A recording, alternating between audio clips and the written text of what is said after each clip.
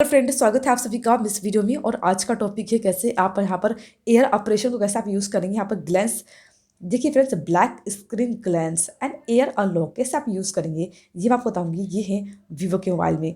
तो फ्रेंड्स मैं आपको बिल्कुल ईजी तरीके से बताऊंगी जिससे आप इस्तेमाल कर पाएंगे। तो मैं आपके लाई हूँ छोटा सा यहाँ पर ट्रिक जिससे आप यूज़ कर सकते हैं। देखिए, सबसे पहले आपको सेटिंग ओपन करना है और यहाँ पर आपको ऑप्शन मिलेगा।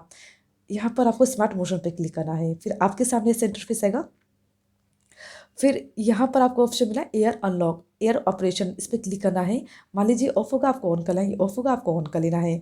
उसके बाद आपको ब्लैक स्क्रीन लेंस आपको एक्टिवेट करना है। तो देखिए फ्रेंड्स, आपको मोबाइल को हल्का सा हाथ से इस तरीके से टच करना है।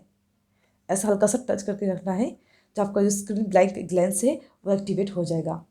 यहाँ पर ऐसे आपको यूज़ कर लेना है।